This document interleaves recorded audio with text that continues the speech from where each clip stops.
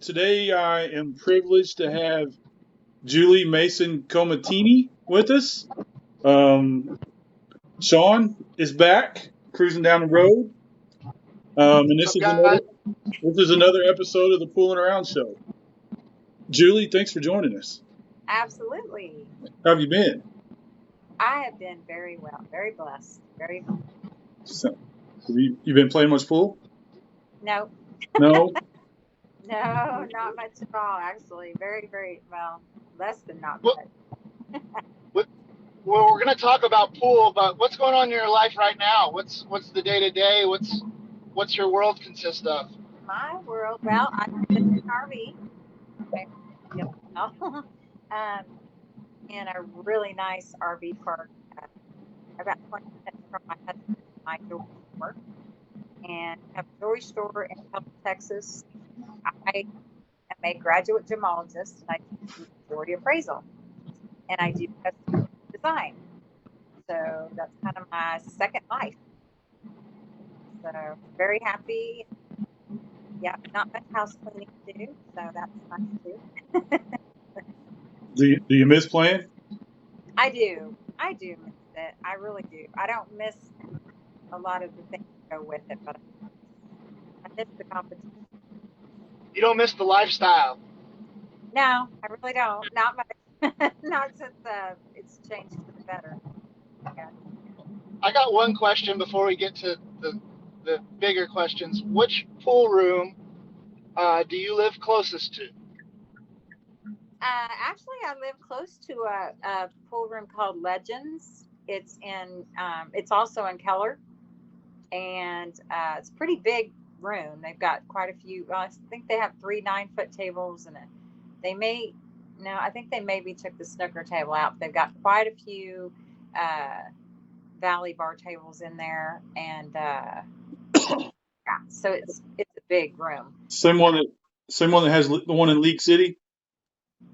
No. This is in Keller. This is totally different from that Legend. Yeah, Okay. different. Keller in what state? Texas. Yep. Keller, Texas. Yeah, I live north of Fort Worth area. I live really. I mean, I don't know if you know anything about Texas Motor Speedway, but I live like almost a stone's throw away from there. Okay. About a mile west of, east of 35W. Mm-hmm. Well, cool. I just make sure. I always forget to ask where people live or living right now, and I think that's a big part of people's lives. So Well, yeah, you're a Texan. You're a Texan. Do you have the Texas pride? I do. I'm not technically a Texan. I was a transplant. I got here as fast as I could, but I did spend most of my um, pool career down here. That's why I moved here. Actually, was because of pool, um, and that was in 92, 91. Yeah, the end of 91. Well, I But I met Okay. came straight I from met you Minnesota. back in the late '90s. What's that? I said I met you back in the late '90s, so Yes, I've known you for quite a while. yes, you have. Playing in Midwest Nine Ball Tour when it might have been Texas Express Tour when they had it at Gators in Oklahoma City. I love that pool room. I hated that they didn't make it. I really liked it. Yeah, that was great. It was spent a lot of time there. Yeah. I didn't spend a lot of time there, but everything I could get, I And I know you were at Shooters quite a bit yeah. in Olathe, and then One of my favorite Magoo's. pool rooms. Also, I Yeah. love theaters. Uh, Tulsa Billiard Palace, love that one. The second one, I didn't know about the first one until, actually didn't even know about it until I saw the video with Jim, and then I was like, oh, they had a first one and a second one. When I didn't know that either. You didn't? No, Yeah, no, I did not. it was a great players room for sure. Yeah, yeah. Jim knows how to do pool for sure. All right. So now we're gonna dig a little into your pool life. All right. So what got you started playing pool? Well, my dad played, but I didn't really have anything to do with him. I was too young to go anywhere where he went. But I know that he played because I found out later because I played against him and he knew what he was doing. But actually, I started because I was in I started working in a bar when I was 18, a girls' bar in Wichita, and I didn't know how to play video games, and I worked during the day, so it was really slow and boring, and so I would hit balls.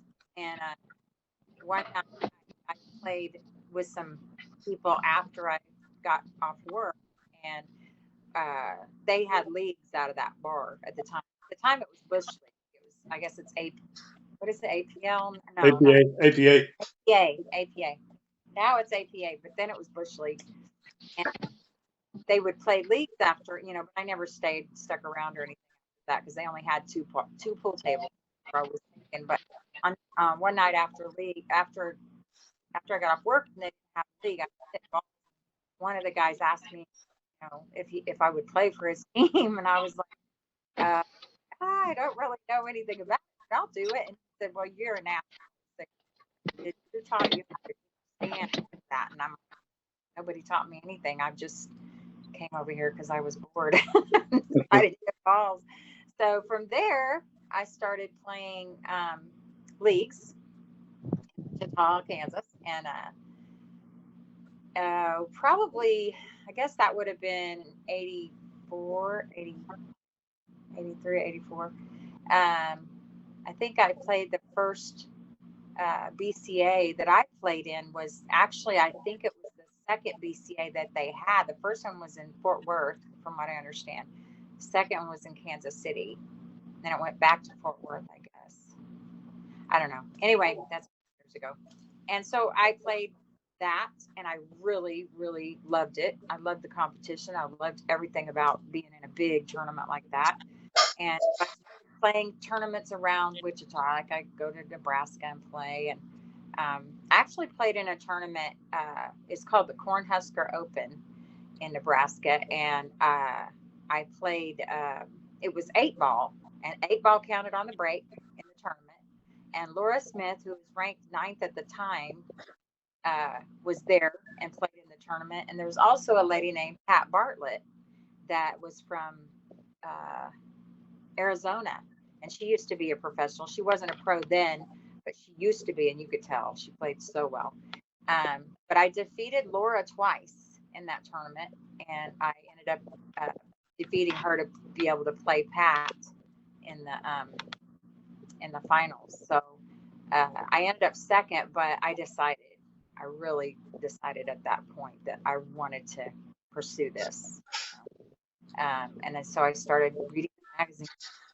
And I'd always watch the guys play, Terry Young and Junior Brown and Paul Wheaton and Mark Rogers. There's a lot of really good players in Wichita. So I got a lot, and I never really got any instruction, but I didn't need it because I would watch them play all the time, every chance I got. I worked in just about every pool in Wichita. So I was around. So you'd get a job there and then watch all the best players play and then learn from them. Right?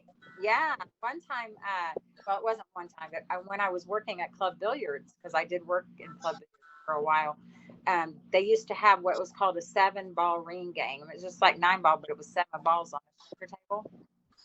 And the guys would come in really late after we closed, and not after we closed, but they would stay after we closed. The owner told me, I'm not going to pay you, but if you want to, get paid by the stay, then they could stay and play. So I'm like, yeah. So I stayed, and I got to watch them play. And every hour they would raise the bet, and they bet on the 1 and the 7. And my gosh, it was so awesome. Oh, I got to watch so much great pool. I don't know if y'all ever heard of Ronnie Mack, but he was one guy that really encouraged me. And he's the only person I've ever seen, and these were not sloppy snooker tables, but he would run a ball down the rail on a snooker table, warp speed, and make it. And I'm not joking. I'm not exaggerating. It was amazing to me, and it was amazing to everybody else too. Randy Anderson used to play there. The Levette brothers used to play there. I don't know if you know, but great players. And I got to front row seat to just watch and get paid to watch them. So that was cool. I mean, many a night we'd be there till 6, 7 o'clock in the morning. They'd be playing. So you're probably, see, now I'm younger, but I got to live 3 years in Wichita, right across the street from Club Billiards. And wow. Really? so, yeah, I played there for like 3 years, hanging out every day and traveled. But there's a bunch of pictures on those walls, and I know you're on some of those walls already, but you're about to have a poster, a big old thing in there, aren't you? Yes, I am. I'm so excited. Yes, Do they already have the picture you're going to use? I don't know. I don't know what he's going to do. He's the gentleman who actually started it, Dave Whitten. He started the Wichita Pool Player Hall of Fame. He started that in 2015, and there's, I believe, 6 inductees, and I was voted to be inducted for this year. So I'm excited. But no, he's going to do the plaque. He actually makes them, which are really, they're very well done. I mean, they're amazing. First class. It's all first class. Absolutely. Yeah. And so I'm very excited. He's going to call me in a few days with the bio that he's come up with, and we're going to kind of go over it. But I sent him a bunch of pictures, but I have no idea what he'll choose to put on there. I'm just excited to be part of that. I'll be the first woman to, which is really cool. So what an honor. Yeah. Well, right now, you know, Paul is there. Terry Young is on there. Junior Brown is on there. Tiny is on there. The gentleman who basically brought Club Billiards back to life and made that beautiful, that second room. Wasn't there even when I worked there. Really beautiful room in there. And who else is on there? Gabe. No, Gabe isn't on there. He should be, but from what I understand, he chose not to be. He was inducted, but he decided, I don't know why. I don't know, crazy, but that's me. Are you the first woman on there? I am. So yes. First woman inducted into the Wichita Pool Players Hall of Fame. Pretty cool. Pretty awesome. I'm excited. Yeah, the actual finally they came up with a date, 3 o'clock on November 8th at Club Billiards. Yeah, so we're going to try to be there because we're supposed to go do an interview with Gabe and his dad. Oh, awesome! Yeah, and then I want to cover. I mean, we want to do a story about Club Billiards because I don't know if it's the oldest pool hall in Kansas. It is now. Reds used to, but they're not open anymore. So Club Billiards is the oldest pool room in Wichita. It might be close to the oldest one in Kansas. I don't know, but it's got to be close. Great place. Yeah, and then when I want to go from there to interview Evelyn and Danny. Yes, and you know what? I just talked to them today, and they're going to try to make it to the. Heck yeah! I get a few birds with one stone. That'd be awesome. Hey, and they'll be dressed up too. I snapped a couple photos of them a couple months ago at the Q show here in Oklahoma City. Oh, Q show there? Huh. Yeah, and it wasn't promoted. It wasn't promoted.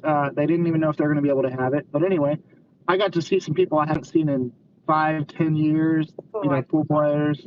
Yeah. That was the cool part. Yeah. Evelyn has been, well, both of them. They have been. They're just anyone awesome. And if you don't know, you're unknown some great people, but running tournaments. I played in so many tournaments that ran before I ever even traveled outside of Wichita. She's always been just she's an awesome person. She's fun. She's really funny, but she's about her business when she's. She sure is. She sure is. Evelyn, you do what Evelyn says to do. You just don't. She's like that aunt to all the younger pool players, but not like the aunt that gives you what you want. You know, she's nice to you. Yeah. But you're gonna be in line. You're gonna follow this schedule. That's right. And But she's always got your back, though. Yes, yes, yes. Oh, good. Just the heart of gold. Absolutely. Um, but that was what was so strange about playing in other tournaments. I was spoiled by her because she had her tournaments, down to the minute on um, her scheduling. And then I'd go to tournaments where nope, there's no schedule. Just sit here and wait and see when you play. And nope, we're not going to go straight. We're going to, I got really spoiled by her. And when I'd go to other tournaments, I'm like, good, thanks. I don't like this. I don't like being stuck here all day and not knowing when to play, and not even being able to guess because they hop around on this. Well, Evelyn does it this way. This is not Evelyn's tournament. I could see that. She Well, write a book on it for sure, for sure. well, let's Chris, you got some great questions that you shared with me here. Let's go. I like them all. Well, we talked about the Hall of Fame. So do you keep up with pool much anymore? I mean, do you keep up with it? Just not a lot, but I mean. So, can you share any interesting or memorable stories with us? Like, guess what? When you were out playing professionally. Well, for those who don't know me and don't know what my life consisted of, basically in 1991, well, 92, I went on the road, and I lived pretty much out on the road for most of 10 years.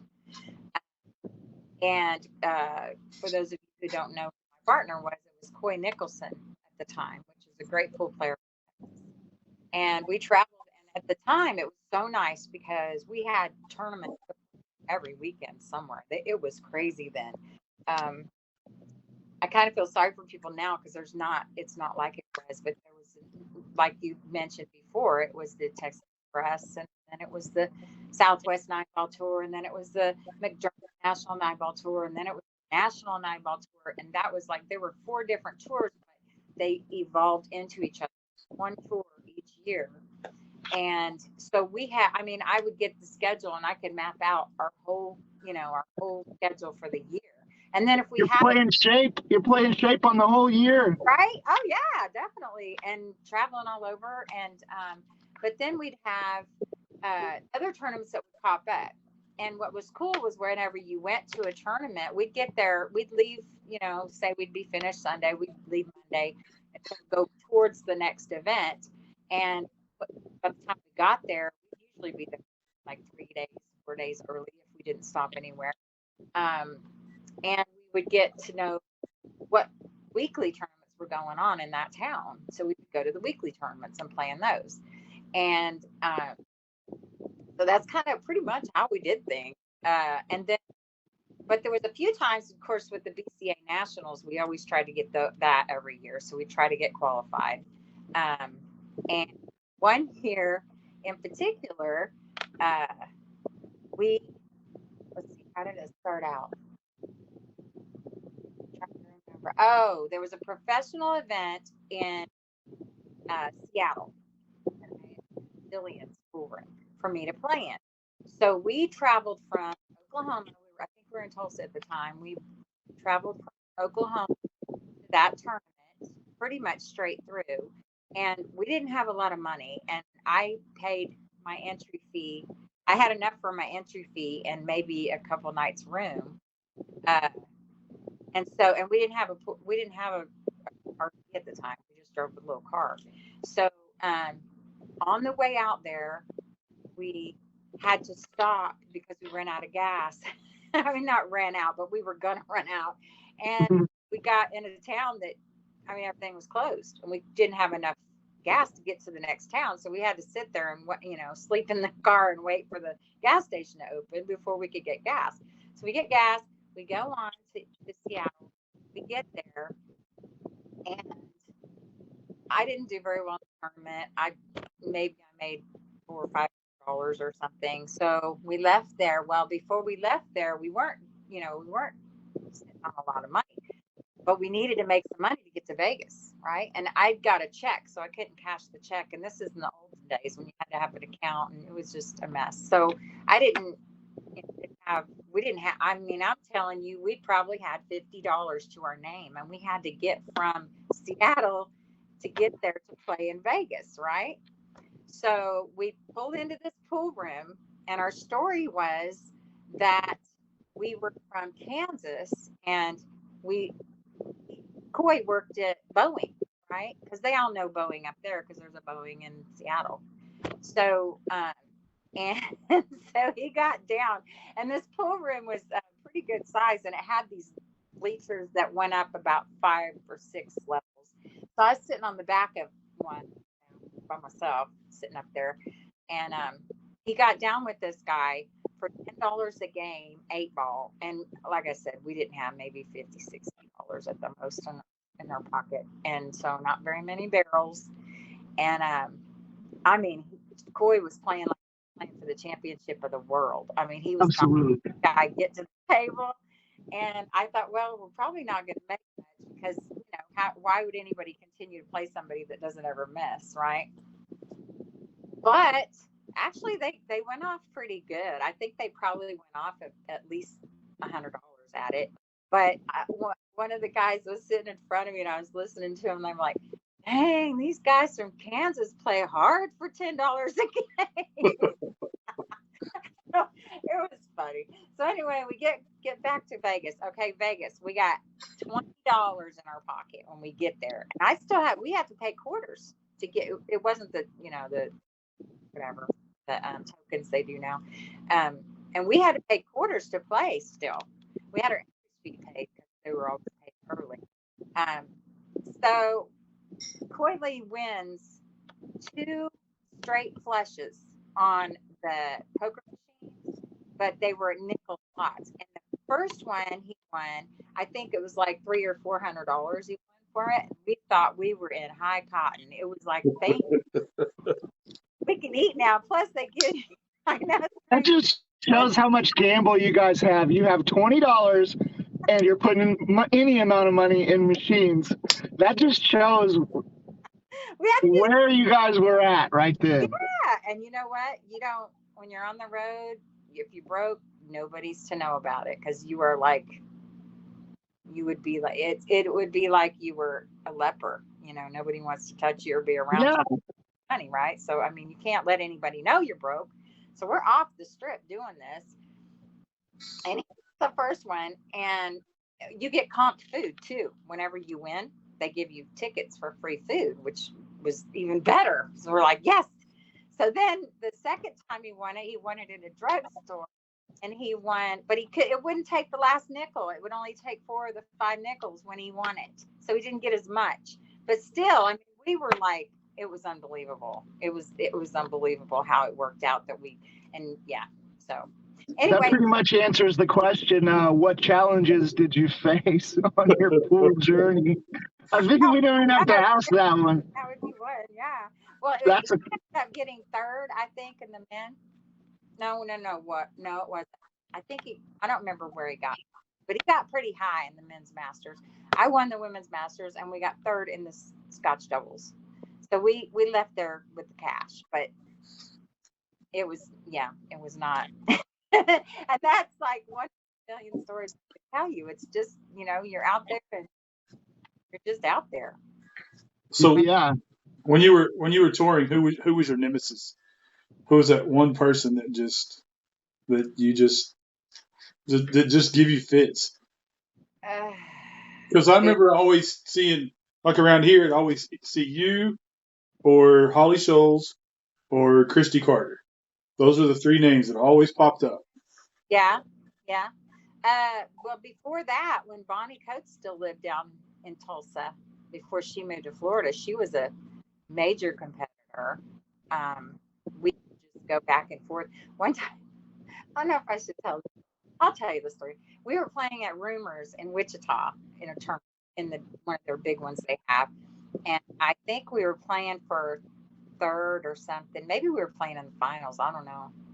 But I used green chalk. And that was when everybody else used blue chalk, but I used green chalk. And so I was the only one that had it, right? So she got so mad at me because we were so competitive, right? I mean, we're just like, that she took my chalk and dropped it in my water glass, right in front of me. She looked at me and she was holding it and she goes, and I'm like, ugh. So I went out to my car, got another one, and came back in, and I thought, man, she is just cutthroat. But she was cutthroat, but she played good. I mean, she played good. Did she beat you that match? She did beat me. I dogged it bad. That would jar the shit out of me. Oh, it did. It came down. Like, what the hell? And I was running out, and I just slow rolled a ball that I should have slow rolled because I was just like, I wanted to win so bad. I slow rolled the 8 ball or 7 ball, and she just went bing, and she was out. But I did. So that's you. That's who you're gonna put up there as your nemesis, or is that? No, because I don't know. What do you mean by nemesis? Do you mean nemesis like they're tough? Someone that always had your number. People, we're talking about on the table. Off the table, I'm best friends with people, but like on the table, like there's people that they kind of have my number. No, if I play good, I play bad. They got my number. Oh, okay. Tough to beat. There's a lot. They were all tough to beat, but well, on the pro tour, I had more than that was Vivian, because every time I played her, I don't know, I just didn't play my game against her. I don't know what the deal was, because I mean, if you ever watched her play, she was very intimidating. The way that's the word. That is the word. However, she missed a lot. I mean, you didn't realize it until it was over, and you're like, oh my gosh, I got to shoot every game, like, how do I keep losing? Why don't I just come with it when I'm supposed to come with it? But yeah, that was an issue. Yeah. From day one of playing her. Yeah. Whenever I was going through my stuff for the Hall of Fame, I was going through and looking at stuff and finding pictures and stuff. And I have more pictures of me and her first second. That would be a good, perfect answer right there. Someone now, what I've seen her play a lot. Champion Texas player, and even she's won major titles. But yeah, she has that swag around the table. I mean, just killer. Very. Whether she misses or not, she doesn't look like she's gonna miss a ball. No, she doesn't, and she can talk to the crowd. Yeah, win the crowd over. Very comfortable. Yeah, it was weird. And you know what? Maybe that's why she did.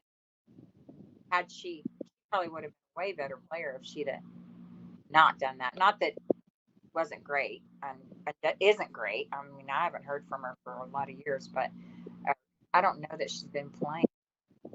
But yeah, she's great anyway. But I mean, she was just like, everybody loved to watch her because she talked to them, and she was very animated. And yeah, so that would be the one I would say. I got a question, Chris. Kind of like the opposite of that question. Who was your road dog, female or male, but someone that played the same speed as you, but maybe a little bit better, and then they helped kind of get you elevate to their level? Yeah, it'd be like a big sister or big brother in the game that you could just, it motivated you to get better. They all motivated me to get better. The good players like Christy and Holly. Holly came later when I was playing, but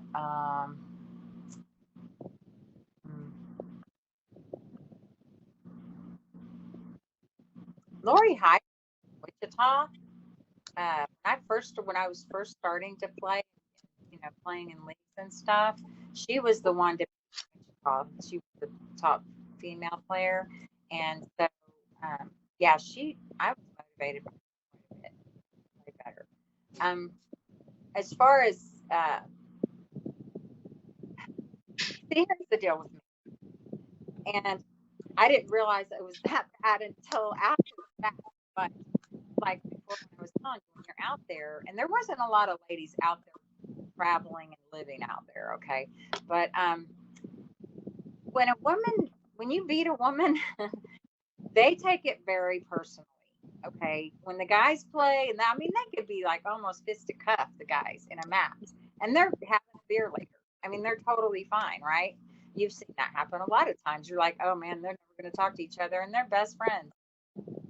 When the women, especially when they, feel like they're better than you, or yeah, they don't take it. So you don't. There's no buddy system in women's. Either you travel together and you're good friends, and that's it. Like Christy and Holly used to travel together, and so they had it, already a friend before they really started, battling it out. But women, so there's, and second of all, you can't really afford as a woman to have friends out there, because then you've got to meet them at the table and have against them. And women aren't built the same way men are. You can't just do it. So I wasn't afforded that opportunity to have friends. Now, second of all, because I wasn't anywhere very long, that was harder too. But second of all, um, that was my job. So I was very serious about it, and I I wasn't, what, sometimes you'll see women and they're talking and this and that. And this was my job. My job was to cover the nut. Okay. I didn't ever make a lot of money in the tournaments, but I'd make enough to get us down the road. Right. And then whatever Coy did, or if Coy gambled or whatever, that was extra for us. Well, that would be your sparring partner, your player that. Yeah, definitely. He didn't work with me or teach me really, but yeah, I learned a lot from watching him play. A ton. So yeah, that would have been that's the answer to that. But then Hey guys, pause real quick. I gotta go get this cord out of my trunk, or my phone's gonna die. Oh, okay. But please continue. I'll be right back. So did you ever play? Did you play Rhonda Pierce very much? I did play Rhonda. Yeah, she was coming up as I was, when I was out there playing. She was coming up. Later, in her time, when she got a lot better, I wasn't around. I was not around the Tulsa area, and Rhonda never went anywhere. So, I mean, I think she would come to Wichita on occasion.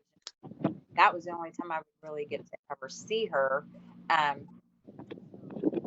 From what I understand, she got to be quite a good player. Yeah, yeah. I never saw her play. Matter of fact, there was a couple times we went to tournaments in Tulsa, and she wasn't playing because she had to work or whatever. She didn't even play in the tournament. So I never get to see her play once. She started playing really well. But when she first started out, and she was pretty good. I saw, and she had that, that that desire, and that's what it takes in pool. I think she's still probably top 3 females in Oklahoma. Oh wow! Her, Brittany Maynard, and probably Wendy Kent. Yeah, that's probably your top 3. Yeah, I know Brittany because I've played her a few times, but I've never seen Rhonda play at any of the tournaments I've been to. So women are more competitive in pool than men. What's that?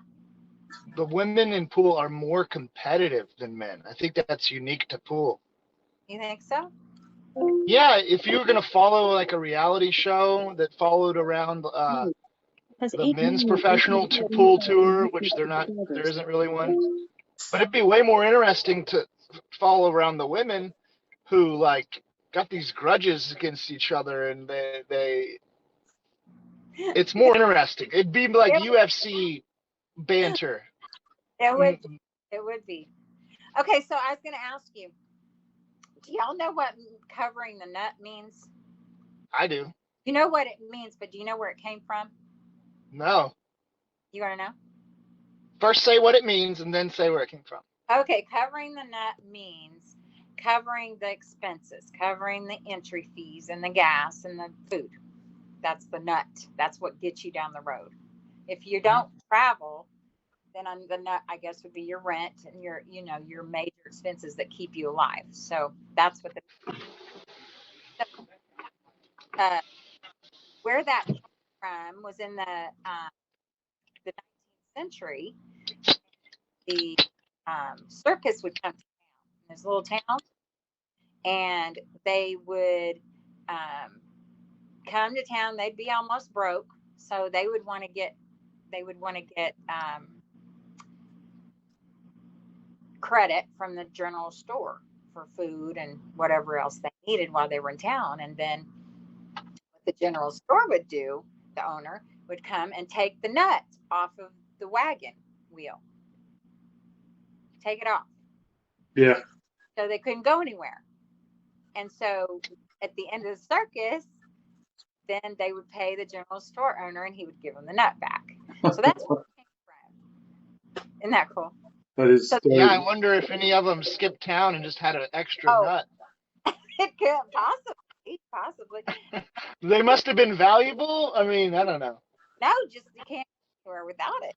I mean, it's your tire won't, or your wheel won't go anywhere. Your wagon wheel won't. Yeah. Yeah, wobbly. Yeah.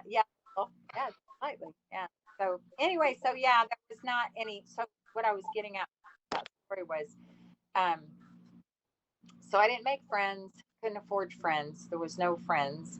And then later, after I had gotten out of it and retired, and then I decided I wanted to play again, I was playing at a tournament. And one of the girls that remembered me from before, I guess I just didn't have the same, because I wasn't doing it for, I didn't have the same, killer.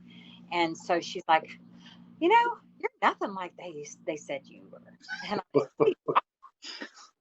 And she said, well, they all thought you were just a hateful person without using the wrong word. But no, I wasn't hateful at all, but I just couldn't afford to be nice either, serious about what they're doing. So is there some stuff that you learned out on the road that you use in your everyday, day-to-day life?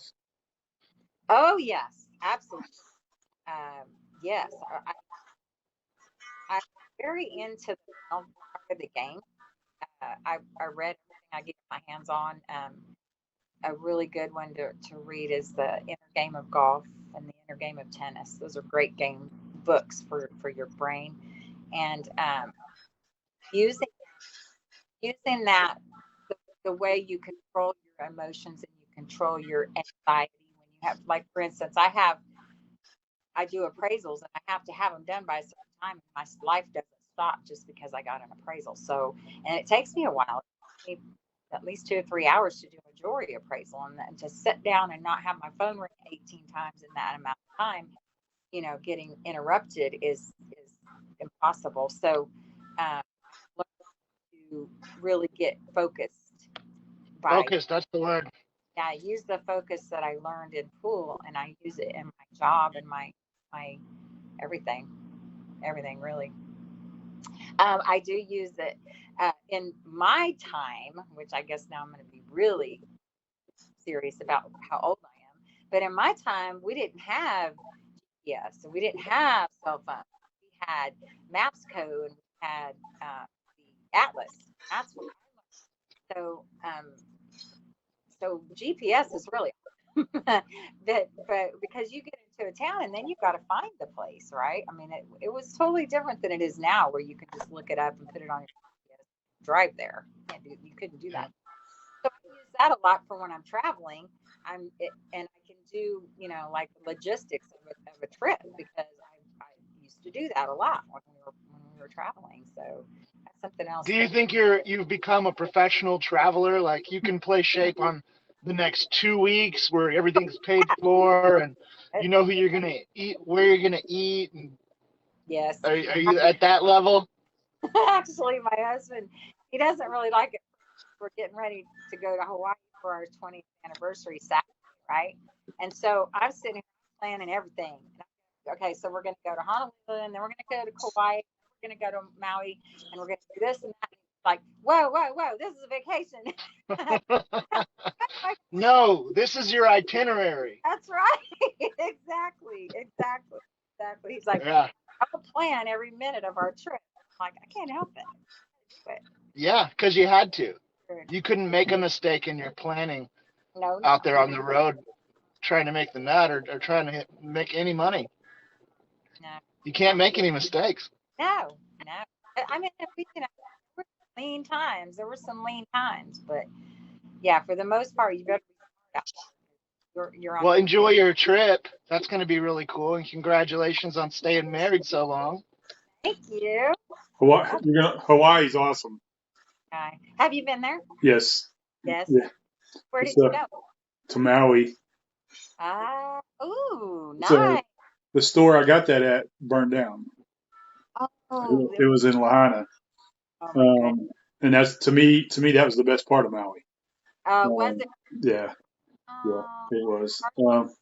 We are going to Maui, but obviously, because everybody's like, "Why are you going to Maui?" Well, the whole place didn't burn up. It was it was a village in that area. But yeah, really cruddy how that went down, huh? There was only one place that I went where the food was still good, but it wasn't the best. But it's not there anymore. The food trucks by the food trailer by the airport are amazing at the airport. Really? At the airport in Maui. Oh, good, because we're fly out of Maui to go back to. So there's a Costco right there by the airport. So across the street from Costco, there's a hotel, and then there's a food court of food trucks. So you've got to try Loco Moco.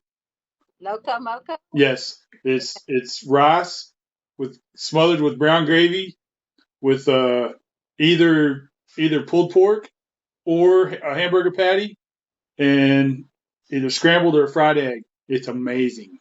That sounds good. It is. I would trust his food reviews. Yeah. He's about a 750 Fargo food critic. Wow. That's really yeah. If it comes to food places, I will not steer you wrong. So, but they're expensive. Chris, how much time do we have, or how many questions can we ask? How much time we got? We can do a couple of more. So we're at 56 minutes. So ask a couple more, and then we'll let the lady go, and then I'm going to try to see her in Wichita. And we can also, audience, we can answer your question. We can get your questions to ask her and do a follow up. Maybe some things that we never would have thought about that are interesting. So ask us your questions, and we'll get them over to Julie. Yeah, Julie, thank you for joining us. Appreciate you. It's always a pleasure visiting with you. I wanted to text one thing because I feel I'd be remiss if I didn't. What y'all were talking about before about the ladies and how they're pretty colorful and it'd be awesome. I have a really, really, really good friend who is a very, very, very good player. She actually works with us at the jewelry store now, and her name's Chris Fields, and she lived in Texas when I was down here for a few years before she moved to Florida and quit playing pool. And now she's moved back here. She's been here probably, I think, maybe 6 or 7 years, maybe. Forgive me if I got that wrong, Chris. But she still plays and she still goes to tournaments. And she actually got together with Erman Bullard, which I don't know if you know who that is. But Sure do. He's amazing, amazing player. Oh my gosh, one of the best in the world. Actually, him and Erman, him and David are two of they are the top bar table, big ball players in the world. Nobody. David G. Yeah, David. David Matlock and Erman Bullard. Yeah, and Erman Bullard. Yeah. Yeah, I messaged Chris. Because Chris take a trip one time, and we went to Wichita. We took my daughter with us, and she was about 7 at the time, or 8, and we left Dallas Fort Worth, drove to Wichita. The Hubler Cup was there at the hotel downtown in Wichita, and Evelyn and Danny were there, and she ran the tournament. And we got to the finals, and I ended up winning. And then we went to Texarkana on the way home. We hit that. It wasn't on the way. I was out of the way. But we went over there and played in that tournament on Sunday, and we got first and second in that tournament. Basically split that one. We just played for the trophy. And then we drove home and got there just in time for my daughter to go to school Monday morning. But I would have definitely traveled more with Chris. We had it would have been cool for us to travel together because we got along so well, and we were very close in the way we played and all of that. So to answer that question you asked earlier about somebody that Right. So I messaged Chris the other day. She said she'd love to do an interview. Said something about y'all's boss is on vacation, or is that? That's us. That's y'all. Yep. And then when y'all get back, she would do the interview. So. Oh, good. And I think she'll be in Wichita too. Her and her Awesome. So I guess you wear her out, working her to death. What's that? So I guess you work her to death. Oh yeah, no. She said time she gets home, she's wore out. Hey. Yeah, she's worn out with. We have a dog that's named Lala. She's a poodle, about 4 pounds, soaking wet, and actually Ermin and Chris are her godparents, and so they take her when we're out of town. And she goes to work every day with my husband, and whenever Chris works, they bond even more. So yeah, she works hard. She's a good girl. I mean, I just love her. But she travels around and plays tournaments and does well still. So yep. I've liked the lady ever since I met her.